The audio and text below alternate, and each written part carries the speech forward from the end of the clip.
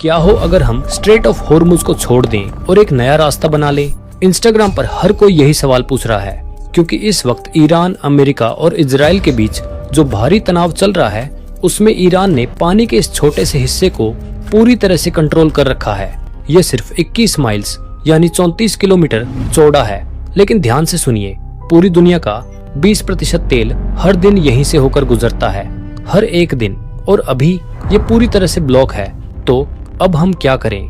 क्योंकि अगर इसे जल्द से जल्द फिक्स नहीं किया गया तो पेट्रोल और डीजल के दाम आसमान छूने लगेंगे और तेल 16,000 रुपए पर बैरल तक पहुंच सकता है। इस पूरी मुसीबत को बहुत बड़े संकट में बदलने से रोकने के लिए दुनिया के कुछ महान और तेज दिमाग वालों ने 3 जबरदस्त आइडिया दिए। तो चलिए एक एक करके देखते हैं कि इनमें से कोई सच में काम कर सकता है या नहीं। आइडिया नंबर 1, जमीन के नीचे बहुत बड़ी पाइपलाइन क्यों न बिछा दी जाए। ये सिर्फ हवा में उछाला गया आइडिया नहीं है, कुछ देश अभी ऐसा कर भी रहे हैं। सऊदी अरब ने इस परेशानी को पहले ही भांप लिया था, इसलिए उसने अपने देश के आर पार एक बड़ी पाइपलाइन बना दी ताकि इस खतरनाक इलाके को पूरी तरह टाला जा सके। यूएई ने भी ऐसा ही किया, उसने भी अपनी पाइपलाइन बनाकर तेल को इस फंसने वाले रास्ते से बाहर एक सुरक्षित जगह तक पहुंचाने का बंदोबस्त किया। दिखने में यह बहुत समझदारी वाला कदम है। इससे तेल, ड्रोन और मिसाइल जैसे खतरों से कुछ हद तक बच सकता है। लेकिन दिक्कत क्या है?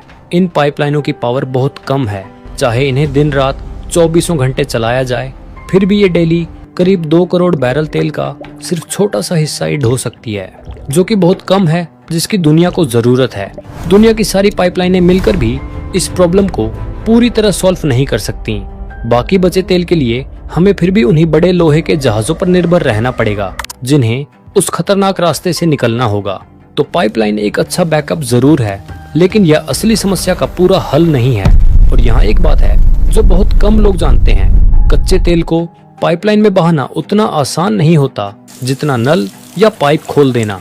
कच्चा तेल बहुत गाढ़ा, चिपचिपा और भारी होता है, जिसे आप ठंडी जमी हुई मीठी चाशनी की तरह समझ सकते हैं, जिसको आप एक बहुत लंबे पाइप से धकेलने की कोशिश कर रहे हो। आप एक बार उसे धक्का देकर यह उम्मीद नहीं कर सकते कि वह अपने आप सैकड़ों या हजारों किलोमीटर चल पड़ेगा। इसके लिए पूरी पाइपलाइन के रास्ते में थोड़ी थोड़ी दूरी पर विशाल पंपिंग स्टेशन बनाने पड़ते हैं। ये पंपिंग स्टेशन दरअसल बड़े शोर वाले कारखानों जैसे होते हैं, जो तेल को लगातार आगे धकेलते रहते हैं। और अब असली खतरा सुनिए, अगर आप पूरी तरह पाइपलाइन पर निर्भर हो जाएं, तो किसी भी दुश्मन को सिर्फ एक सस्ता ड्रोन और थोड़ा सा ब्लास्ट चाहिए होगा। वह एक ही पंपिंग स्टेशन उड़ा दे और पूरी पाइपलाइन कई हफ्तों के लिए बंद हो सकती है। और अगर रेगिस्तान के बीच कहीं पाइपलाइन फट जाए तो फिर अलग मुसीबत।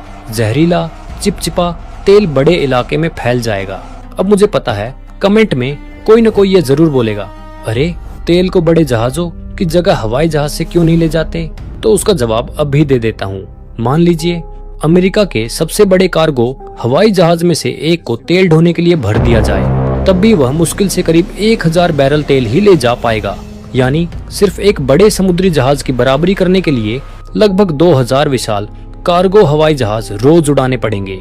हर एक दिन आसमान हवाई जहाजों से भर जाएगा, एयरपोर्ट जाम हो जाएंगे और एयर फ्यूल इतना महंगा पड़ेगा कि अगर सच में तेल हवाई जहाजों से ढोया जाने लगे तो आपके शहर के पेट्रोल पंप पर तेल की कीमत सुनकर ही लोगों के होश उड़ जाएंगे। तो हाँ, हवाई जहाज वाला आइडिया भी पूरी तरह से बेकार है। अब आता है आइडिया नंबर 2, बहुत सारे ट्रकों का इस्तेमाल। जब भी समुद्री रास्ता बंद होता है, लोग तुरंत बोलते हैं, अरे अगर पानी वाला रास्ता इतना खतरनाक है तो तेल को बड़े बड़े ट्रकों में भरो और रेगिस्तान पार करके किसी सेफ स्पॉट पर पहुंचा दो। सुनने में बहुत आसान लगता है ना? लेकिन असली हिसाब को सुनते ही आपका दिमाग घूम जाएगा। तेल ढोने वाले ये जहाज बहुत ही विशाल होते हैं। सिर्फ एक जहाज में 20 लाख बैरल तेल आ जाता है और सड़क पर चलने वाला एक आम भारी ट्रक में मुश्किल से करीब 200 बैरल आता है। यानी सिर्फ एक जहाज की बराबरी करने के लिए आपको 10,000 ट्रक चाहिए होंगे। और अब असली प्रॉब्लम सुनिए, हर दिन स्ट्रेट ऑफ हॉर्मुज से ऐसे 15 से 20 विशाल जहाज गुजरते हैं। मतलब आपको हर एक दिन करीब 2 लाख भारी ट्रकों को सड़क पर उतारना पड़ेगा। ऊपर से यह करीब 1930 किलोमीटर का रेगिस्तानी सफर है। यानी अचानक हमें कहीं से लगभग 3 लाख नए ट्रक ड्राइवर भी चाहिए होंगे। और सबसे मजेदार, या कहिए सबसे बेवकूफ़ी वाली बात क्या है, ट्रक चलते कैसे हैं? तेल से। अगर 2 लाख ट्रक हजारों किलोमीटर तक गर्म रेगिस्तान में दौड़ेंगे तो वे उसी तेल का बड़ा हिस्सा खुद ही फूंक देंगे आस जिसे बचाने के लिए उन्हें भेजा गया है। और सवाल यह भी है कि इतने 2 लाख बिल्कुल नए भारी भरकम तेल ढोने वाले ट्रक आएंगे कहां से? आप ऐसे थोड़े ही किसी शोरूम में जाकर कह देंगे कि भाई 2 लाख ट्रक निकाल दो। इतनी बड़ी कंपनियों को भी इतने ट्रक बनाने में कई कई साल लग जाएंगे। कुल मिलाकर ये पूरा प्लान भी कोई काम का नहीं है। तो अब आती है सबसे इम्पोर्टेंट प्लान नंबर 3।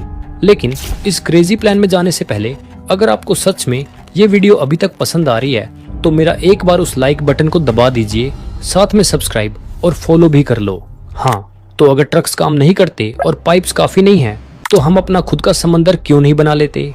अगर आप मैप पर ओमान को देखेंगे तो जमीन का एक रॉकी हिस्सा बाहर की तरफ निकला हुआ है जो सीधा ईरान की तरफ पॉइंट कर रहा है, लेकिन इसके नीचे फंसे हुए तेल और सेफ ओशन के बीच का गैप बहुत पतला है, बस कुछ ही किलोमीटर्स का। आइडिया तो एकदम मस्त लग रहा है। हम इसके बीच से सीधा एक बड़ा गड्ढा खोद देते हैं। इमेजिन कीजिए एक बहुत बड़ी नदी जहां से वो बहुत बड़े शिप्स आराम से निकल सकें। उन्हें तो फिर डेंजर जोन के पास जाने की जरूरत ही नहीं पड़ेगी। लेकिन रियल लाइफ में उस रास्ते में बहुत बड़े पहाड़ हैं जो मुंबई की बड़ी बड़ी बिल्डिंग से भी कहीं ज्यादा ऊंचे हैं। यहाँ एक नदी बनाने का मतलब मिट्टी हटाना नहीं है, इसका मतलब उन पूरी की पूरी पहाड़ियों को बम से उड़ाना है। और इस रास्ते को इतना चौड़ा बनाना होगा कि 2 बड़े शिप्स एक दूसरे के पास से गुजर सकें। मान लो हमने बड़े बड़े पहाड़ों को तोड़ लिया तो उस कचरे वाले पत्थर को फेंकेंगे कहाँ? ये एक बहुत बड़ा सरदर्द है। इसकी कॉस्ट कितनी होगी? कुछ साल पहले इस पतली सी पैनमा कनाल को थोड़ा सा चौड़ा करने में ही लगभग 40,000 करोड़ रुपए लग गए थे। तो फिर इस काम में तो 10 लाख करोड़ रुपए से भी ज्यादा का खर्चा आएगा और इसमें पूरे काम में लगभग 15 साल लग जाएंगे। अच्छा चलो यार, मान लो कि हम ये कर लेते हैं, हमें पैसे मिल जाते हैं, हम पहाड़ों को उड़ा देते हैं और हम ये बहुत बड़ा समुद्री लेन बना लेते हैं। फिर भी ये प्रॉब्लम सॉल्व नहीं हो सकती, क्योंकि आप खुद सोचिए, अगर दुनिया का सारा तेल इसी एक रास्ते से जाता है तो यह दुनिया का सबसे बड़ा टारगेट बन जाता है। अब अगर कोई भी देश बस एक छोटा ड्रोन या रॉकेट का इस्तेमाल करके ठीक इस रास्ते के बीच में एक शिप डूबा सकता है।